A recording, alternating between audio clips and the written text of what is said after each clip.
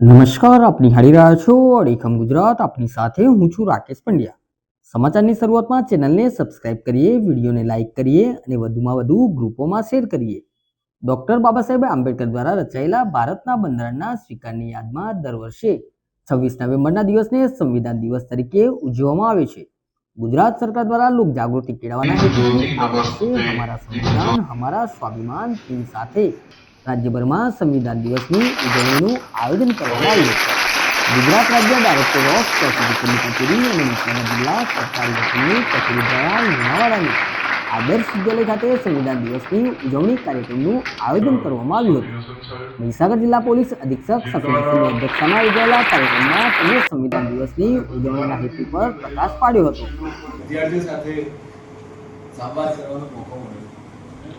લુણાવાડામાં મહીસાગરમાં posting થયું એના પછી આ મારો પહેલો કાર્યક્રમ છે કે જેમાં હું આવી રીતે વિદ્યાર્થીઓની વચ્ચે જઈ રહ્યો હતો.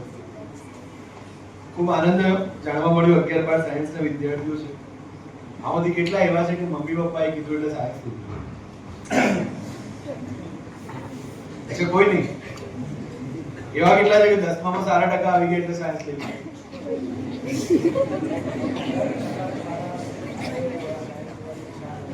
અને આમાંથી એવા કેટલા છે જેને જેન્યુઅલી સાયન્સમાં ઇન્ટરેસ્ટ હતો એટલે સાયન્સ લીધું. આ બધાનું રિઝલ્ટ આવે એટલે મને મોકલજો. ગઈકાલે પરેડની પ્રેક્ટિસ કરીને એટલે અવાજ થોડો આજે સાથ નથી આપ્યો, પણ આજે જ્યારે આપણે રાષ્ટ્રીય બંધારણ દિવસની ઉજવણી પર અહીંયા એકત્રિત થયા છે અને જ્યારે બધાએ આમુખનું વાંચન કર્યું છે, આમાંથી કેટલા એવા છે જેને પહેલી વાર આમુખ આખું વાંચ્યું એક સાથે? શું વાત છે? પહેલા વાંચેલું? કયા વિષયમાં?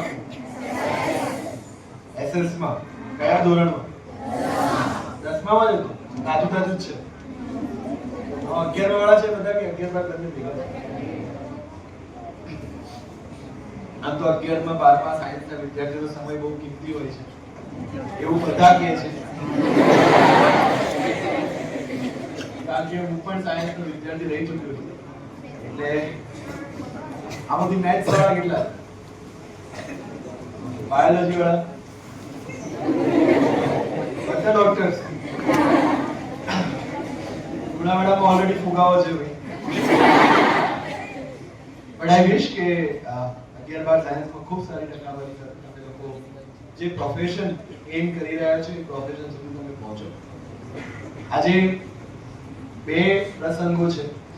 પહેલા તો 26 નવેમ્બર 2008. તમારા બધાનું જન્મનું વર્ષ પણ 8 વર્ષમાં છે.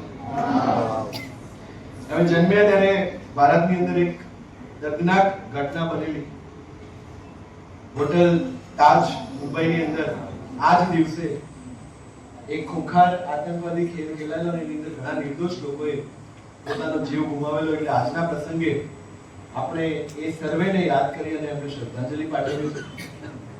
સાથે સાથે 26/11/1949 ના દિવસે તમે જે વાંચ્યું હમણાં, જેમાં નીચે લખ્યું છે કે આજના દિવસે અમે અમને આપીએ છીએ એવું બંધારણ આપણે આપણી જાતને આપ્યું. અને 26મી જાન્યુઆરી 1950 ના રોજ એ બંધારણ અમલમાં ત્યારે સ્વતંત્ર ભારતમાંથી સ્વતંત્ર અને ગણતંત્ર ભારત અસ્તિત્વમાં.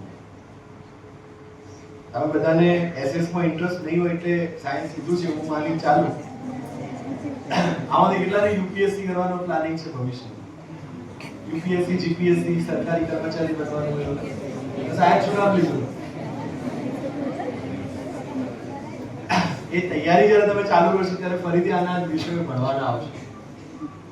આ દેશના પ્રત્યેક નાગરિકે પોતાના પ્રતિનિધિ પસંદ કર્યા. એ પ્રતિનિધિ બંધારણ સભાનો ભાગ બન્યા અને 2 વર્ષ 11 માસ જેટલા લાંબા સમય સુધી આ બંધારણ અને બંધારણની અંદર રહેલા અનુચ્છેદો પર ચર્ચા વિચારણા થઈ. ડોક્ટર બાબા સાહેબ ભીમરાવ આંબેડકર જે ડ્રાફ્ટિંગ કમિટીના ચેરમેન હતા, એ કમિટીએ દુનિયાના લગભગ તમામ બંધારણોનો અભ્યાસ કર્યો અને એ બંધારણનો અભ્યાસ કર્યા બાદ ભારતીય મૂલ્યો, ભારતના લોકોની જે ઈચ્છાઓ અને ભારતના ડીએનએ માટે શું સુટેબલ છે એ બધા જ પ્રોવિઝન્સ ભેગા કરી અને બંધારણ સભાની અંદર એના ઉપર બહુ લાંબી ચર્ચાઓ થઈ. ત્યારબાદ આપણું આ બંધારણ જે છે એ અસ્તિત્વમાં આવ્યું. પણ તમને પ્રશ્ન થાય કે 26મી નવેમ્બરે જો બની ગયું તો પછી 26મી જાન્યુઆરી સુધી શું કામ રાખ્યું? એક ઐતિહાસિક દિવસ છે 26મી જાન્યુઆરી 1930, જ્યારે ભારતીય રાષ્ટ્રીય કોંગ્રેસે ભારતની જે સ્વતંત્રતા ચળવળ છે એમાં એ દિવસે પૂર્ણ સ્વરાજનો સંકલ્પ કર્યો. અને પૂર્ણ સ્વરાજના સંકલ્પનો દિવસ પણ 26 જાન્યુઆરી 1930 હતો. એને ધ્યાનમાં રાખી અને 26મી જાન્યુઆરી 1950 ના દિવસે આપણું બંધારણ જે છે એ અમલમાં. એના બહુ સિમ્બોલિક ડિફરન્સીસ છે, તમે કદાચ જુઓ. 15મી ઓગસ્ટે લાલ કિલ્લા ઉપર રાષ્ટ્રધ્વજ કોણ ફરકાવે? પ્રધાનમંત્રી. અને 26મી જાન્યુઆરી રાષ્ટ્રપતિ. ભારતીય ગણતંત્રના વડા એ ભારતના રાષ્ટ્રપતિ છે, હેડ ઓફ ધ સ્ટેટ આપણે જેને કહીએ છીએ. અને એટલે 26મી જાન્યુઆરીએ રાષ્ટ્રપતિ રાષ્ટ્રધ્વજ ફરકાવે છે. એમાં પણ ડિફરન્સ છે. 15મી ઓગસ્ટે જે થાય છે એને આપણે ધ્વજારોહણ કહીએ છીએ, જ્યારે 26મી જાન્યુઆરી જે થાય છે એને આપણે ધ્વજ ફરકાવીએ છીએ. ધ્વજારોહણ એટલા માટે કે બ્રિટિશ ફ્લેગ ઉતર્યો અને સ્વતંત્ર ભારતનો ફ્લેગ જે છે ચડ્યો એ 15મી ઓગસ્ટના દિવસે થયું. અને એ દિવસે તમે ધ્યાનથી જોશો તો ધ્વજ જે છે એ નીચેથી ઉપર જાય છે, જ્યારે 26મી જાન્યુઆરીએ ઉપર રહેલો ધ્વજ જે છે એ ફરકે છે. ક્યારે ધ્યાનથી જોઈ જાવ? ના જોયું તો નેક્સ્ટ ટાઈમ ફરી ધ્યાનથી જોજો. આ સિમ્બોલ્સ છે. આ ભારત સ્વતંત્ર થયું અને આ ભારત ગણતંત્ર થયું ત્યાં સુધીની સફર. આજે જ્યારે આપણે આ દિવસ મનાવીએ છીએ ત્યારે સરકારી વકીલ શ્રી કાલે મને મળવા આવે ત્યારે એમણે કીધેલું કે સાહેબ તમારે મૂળભૂત હકો અને મૂળભૂત ફરજો વિશે વાત કરવી. તમારામાંથી કેટલાય મૂળભૂત હકો વિશે અભ્યાસ કર્યો છે? આવી તો કયા ધોરણમાં? 10મા ધોરણ. 9મામાં નક્કી કરી લો.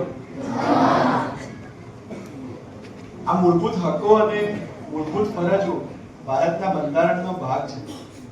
આપણે એવું માનીને ચાલીએ કે આજે આ દેશ જે પ્રમાણે ચાલી રહ્યો છે, આ દેશની જેટલી પણ સંસ્થાઓ છે, આ દેશના જેટલા પણ કાયદા છે, આ દેશના જેટલા પણ પ્રતિનિધિઓ છે, જજીસ હોય, વકીલ હોય, પોલીસ હોય કે પછી કલેક્ટર હોય કે કોઈ પણ સરકારી અધિકારી હોય, કોઈ પણ રાજનેતા હોય, કોઈ પણ ઇન્સ્ટિટ્યુશન, કોઈ પણ લેજિસ્લેશન હોય, એ બધાનું ઓરિજિન, એ બધાનું ઉદ્ગમ જો આપણે શોધવા જઈએ તો એ હંમેશા ભારતના બંધારણમાં છે. એ પછી સુપ્રીમ કોર્ટ ઓફ ઇન્ડિયા હોય, ઇલેક્શન કમિશન ઓફ ઇન્ડિયા હોય, ઓડિટર જનરલ હોય કે યુપીએસસી હોય કે જીપીએસસી, આ તમામ સંસ્થાઓનું ઉત્પત્તિ સ્થાન જે છે એ ભારતનું બંધારણ છે. અને બંધારણ વર્ષોથી જે છે એ ઇવોલ્વ થતું આવે છે. અને ઇવોલ્યુશનના ભાગરૂપે આ ભારતના જે મૂળભૂત હકો, બંધારણના જે મૂળભૂત હકો તમને અને મને મળેલા છે, એ મૂળભૂત હકો એટલા માટે આપેલા છે કે કોઈ પણ સંસ્થા, કોઈ પણ અધિકારી, કોઈ પણ કર્મચારી, ઇવન જ્યુડિશરી પોતે પણ ભારતના કોઈ પણ નાગરિક પાસેથી એ મૂળભૂત હક જે છે એ છીનવી શકે નહીં. અને કોન્સ્ટિટ્યુશન મેકર્સ એના માટે એટલા સિરિયસ છે કે ફોર એક્ઝામ્પલ તમારી સામે કોઈ કેસ થયો છે, એ કેસમાં કોઈ જજમેન્ટ આવ્યું છે, તો અગર લોઅર કોર્ટમાં જજમેન્ટ આવ્યું છે તો એની અપીલ તમે કરી શકો ડિસ્ટ્રિક્ટ કોર્ટ. ડિસ્ટ્રિક્ટ કોર્ટમાં જજમેન્ટ આવ્યું છે એની અપીલ તમે કરી શકો ક્યાં? હાઈકોર્ટમાં. અને હાઈકોર્ટનો કોઈ ફેસલો છે એની અપીલ તમે કરી શકો સુપ્રીમ કોર્ટ. પણ એવું બની શકે કે નીચલી કોર્ટે કોઈ ચુકાદો આપ્યો હોય એની અપીલ તમે સીધી સુપ્રીમ કોર્ટમાં કરી શકો? શક્ય નથી, રાઈટ? પણ ભારતના બંધારણીય જોગવાઈ આપી છે કે જો તમારા બંધારણીય હક કે તમારા મૂળભૂત હકનું કોઈ ઉલ્લંઘન થયું છે તો તમે સીધા સુપ્રીમ કોર્ટ જઈ શકો. Supreme court is the custodian of the constitution. અને એટલા માટે આ જે બંધારણીય હકો છે એનું આ મહત્વ છે કે દેશની સર્વોચ્ચ અદાલત બંધારણની અંદર એને સત્તા અને ફરજ સોંપવામાં આવી છે કે દરેકે દરેક નાગરિકના મૂળભૂત હકનું જે છે એ રક્ષણ કરવાનું છે. નાગરિક છો તમે, જનપ્રતિનિધિને ચૂંટીને મોકલો છો, જે જનપ્રતિનિધિ બંધારણમાં એને મળેલી સત્તાના આધારે કાયદો બનાવે છે. સરકાર અને સરકારના અંગો એ કાયદાનું પાલન કરે છે. અને ન્યાયતંત્ર જો એ કાયદો ક્યાંય પણ ભંગ થતો હોય અથવા તો કોઈનો એ બંધારણીય અધિકાર છીનવાતો હોય તો એ માટે ન્યાયતંત્રને મળે છે. એટલી મસ્ત સિસ્ટમ બનાવી છે અને એનું સૌથી સારું ઉદાહરણ તમારે જોવું હોય કે કેમ આ બંધારણ અગત્યનું છે, કેમ આ બંધારણ સારું છે, તો ભારત જ્યારે આઝાદ થયું એ સમયગાળામાં 5-7 વર્ષની અંદર બ્રિટિશ શાસનમાંથી બીજા ઘણા બધા દેશો આઝાદ થયા. એ દરેક દેશોએ પોતપોતાની રીતે પોતાના બંધારણ બનાવ્યા. પણ 1947ના એટલે કે 1940 થી 1950ના દશકમાં આઝાદ થયેલો એવો કોઈ દેશ નથી જે ભારતની ભારતીય પરંપરા અને ભારતમાં જેટલી સારી રીતે આપણે લોકશાહીને વિકસાવી શકીએ છીએ એવું અન્ય કોઈ દેશમાં બન્યું નથી. અને એનું ક્રેડિટ જે છે એ આપણા બંધારણ અને બંધારણને બનાવનાર બંધારણ સભાને આપવું જ પડે. કારણ કે એમણે એટલા બધા ચેક્સ એન્ડ બેલેન્સીસ મૂક્યા છે કે આ દેશ છેલ્લા 75 વર્ષથી આપણું ગણતંત્ર છે અને ગણતંત્ર તરીકે આગળ વધી રહ્યું છે. કોઈ પણ પ્રકારની જે છે એ અરાજકતા વગર આપણે આજે અહીંયા સુધી પહોંચ્યા છે. ત્યારે મારી તમને બસ એટલી જ અરજ છે આજના આ દિવસે કે તમારા હકો માટે તમે જાગૃત થાઓ, પણ સાથે સાથે તમારી ફરજો માટે પણ તમે કટિબદ્ધ થાઓ. આ ફરજનો અમલ કરવો એટલે એવું નથી કે તમને બધાને અમે AK-47 આપીને બોર્ડર પર મૂકી દઈએ કે આર્મી જોઈન કરાવી દઈએ કે નેવી જોઈન કરાવી દઈએ. એ રાષ્ટ્રપ્રેમ છે પણ એ દરેક માટે નથી. જે લોકો ત્યાં ઊભા છે એની માટે મારા દિલમાં સન્માન હશે, એ મારો રાષ્ટ્રપ્રેમ છે. પણ એમની વિશેષ રાષ્ટ્રપ્રેમની વ્યાખ્યા અગર મારે કરવી હોય તો આજે તમે બધાને અહીંયાથી છોડો અને રસ્તામાં જતા જતા વેફર કે કુરકુરે લઈને ખાઈને એનું પેકેટ જો તમે રસ્તાની જગ્યાએ કચરા પેટીમાં ફેંકો છો તો તમે તમારી ફરજનું પાલન કરી રહ્યા છો. ક્લાસરૂમ છૂટે છે, તમે સૌથી છેલ્લે નીકળી રહ્યા છો. ઇલેક્ટ્રિસિટીમાં ફેન કે લાઇટની સ્વિચ તમે ઓફ કરો છો તમારી મરજીથી અને તમારી જવાબદારીથી, તમે મૂળભૂત ફરજનું પાલન કરી રહ્યા છો. કોઈ વ્યક્તિ જે તમારી આજુબાજુ પીડાય છે એને તમે સાચી સલાહ આપી અને પોલીસ પાસે કે જજ પાસે કે તબીબી સારવાર માટે મોકલી રહ્યા છો, તમે તમારી ફરજનું પાલન કરી રહ્યા છો. માથા ઉપર જય હિન્દ કોતરાઈ દેવાથી આપણે રાષ્ટ્રભક્ત નથી થઈ. Gating my point? યસ, આપણી મૂળભૂત ફરજોમાં એવું છે કે મારું દરેક કાર્ય, હું જે કંઈ કરું છું, હું જે કંઈ પણ વિચારું છું, એની અંદર મારા દેશનું કલ્યાણ છે કે નહીં, કોઈ પણ વ્યક્તિને ફાયદો થાય છે કે નહીં, તો જ હું એ કામ કરીશ. અને હું એવું કોઈ પણ કામ નહીં કરું જેનાથી મારી આજુબાજુનો કોઈ વ્યક્તિ દુઃખી થાય અથવા તો મારા દેશની ઇમેજને હાનિ પહોંચે, એવું કોઈ કામ હું નહીં કરું. બસ આટલું જો આપણે કરીએ તો it is more than enough. Yes or no? તમને જે ભણાવવામાં આવી રહ્યા છે એ ભણતરની પાછળ તમે તમારું 100% ડેડિકેશન આપો અને ભણી કરીને દેશની સેવામાં લાગો, એ પણ રાષ્ટ્રભક્તિ જ છે. કોઈ વ્યક્તિ ઇન્ડિયામાં ભણે છે 12મા સુધી, કોલેજ પણ ઇન્ડિયામાં કરે છે, સરકારી કોલેજમાં, કે જેની અંદર બધી ફીસ જે છે એ સરકાર આપતી હોય છે સબસિડી આપીને, અને ભણ્યા પછી એને વિદેશમાં જવાની તક મળે છે અને વિદેશમાં જઈને સ્થાયી થઈ જાય છે. પણ એ સ્થાયી થયા પછી જો એનું મન ત્યાં ખેંચાય છે કે હું મારા જેવા બીજા ભારતીયોને પણ મદદ કરું, તો એ રાષ્ટ્રભક્ત છે. હું એવું નથી કહેતો કે ફોરેન ના જવું જોઈએ, જવું જોઈએ, પણ જઈને પણ ત્યાં બેઠા બેઠા હું દેશ માટે શું કરી શકું છું, હું ભારત માટે શું કરી શકું, એ વિભાવના જો તમારા દિમાગમાં હોય તો તમે રાષ્ટ્રભક્ત છો, તમે તમારી ફરજનું પાલન કરી રહ્યા છો. કોઈ પણ વ્યક્તિ જે તમારી આજુબાજુ છે એ વ્યક્તિ કોઈ પણ ધર્મ જ્ઞાતિ નાત જાતથી ઉપર ઉઠીને મારો સહભારતીય છે, મારો ભારતીય ફેલો ઇન્ડિયન છે, આ સ્પિરિટ જો તમારા દિમાગમાં હોય, જો તમારા દિલમાં હોય તો યુ આર ડુઇંગ ગુડ. એટલે આજે આ બંધારણ દિવસ પર તમારા બધા પાસેથી મને એક જ અપેક્ષા છે કે આ બંધારણની જે વેલ્યુ છે, જે તમે અત્યારે આમુખમાં વાંચી છે, એની અંદર જે શબ્દો લખ્યા છે એ શબ્દોની સાથે તમારી કાર્ય પદ્ધતિ પણ પ્રેરિત હોય અને તમારી કાર્ય પદ્ધતિથી આ આમુખમાં લખાયેલી દરેકે દરેક વાત વધારે દ્રઢ થતી હોય તો સમજવાનું કે આપણે આ બંધારણ સભાએ જે વિચાર્યું હતું એ દિશામાં આગળ વધી રહ્યા છે. તમને બધાને મારી વિનંતી છે કે તમામ લોકો સાથે મળી, ઇવન 18 વર્ષ પહેલા લાયસન્સ ન હોય તો સ્કૂટી ન ચલાવવી એ પણ રાષ્ટ્રભક્તિમાં જ આવે, બરાબર છે? એટલે તમામ જે કાયદાના નિયમો છે એનું પાલન કરી અને આપણી બધાની રાષ્ટ્રભક્તિ દર્શાવીએ. શહેરમાં, જિલ્લામાં ક્યાંય પણ તમને એવું લાગે જ્યાં પોલીસનું ધ્યાન દોરવા જેવું છે, ચોક્કસથી આપ મારું ધ્યાન દોરી શકો છો. આઈ એમ વેરી મચ એક્સેસિબલ. અહીંયા દીકરીઓ પણ બેઠા છે, દીકરાઓ પણ બેઠા છે. તમામ લોકો મોબાઈલ જનરેશન હું એને કહી શકું, અને એટલા માટે સાયબર ક્રાઇમ જે છે એ સૌથી ઇમ્પોર્ટન્ટ વિષય છે. તમારામાંથી કોઈને પણ એવું લાગે કે કોઈ વ્યક્તિ સાયબર સ્પેસ ઉપર તમને હેરાન કરી રહ્યો છે, બુલી કરી રહ્યો છે, કોઈ પણ પ્રકારની ધાક ધમકી આપી રહ્યો છે, મહેરબાની કરીને તમારા નજીકના પોલીસ સ્ટેશનમાં જજો, એસપી ઓફિસમાં સાયબર ક્રાઇમ પોલીસ સ્ટેશન ત્યાં પણ જજો.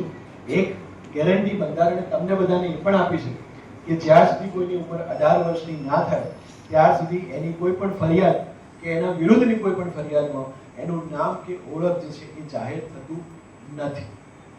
એટલે તમને એવું લાગે કે હું પોલીસ પાસે જઈશ તો મીડિયામાં આવી જશે વગેરે વગેરે, કોઈ પ્રકારનો ડર રાખવાની જરૂર નથી.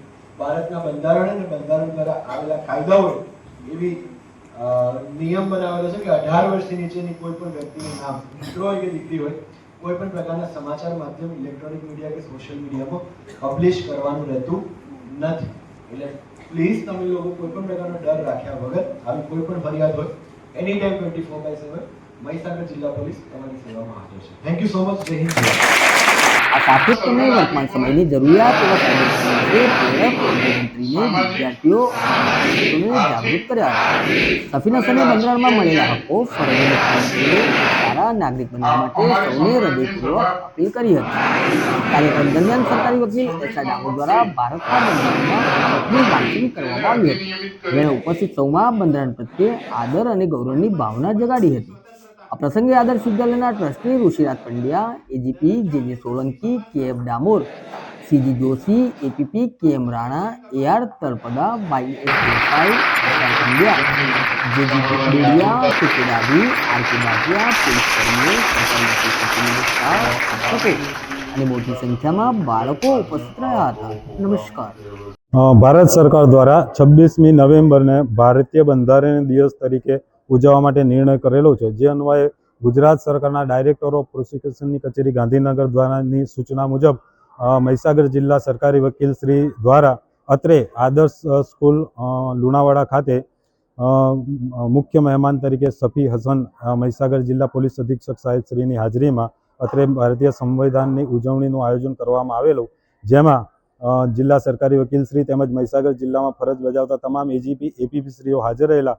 તેમજ મુખ્ય મહેમાન શ્રી સફી હસન સાહેબ દ્વારા ભારતીય બંધારણ વિશે બાળકોને ખૂબ સુંદર સમજ આપી પોતાના હક્કો તથા ફરજો અન્વયે સમજણ આપવામાં આવેલી અને તે અન્વયે આજનો પ્રોગ્રામ રાખવામાં આવેલો છે.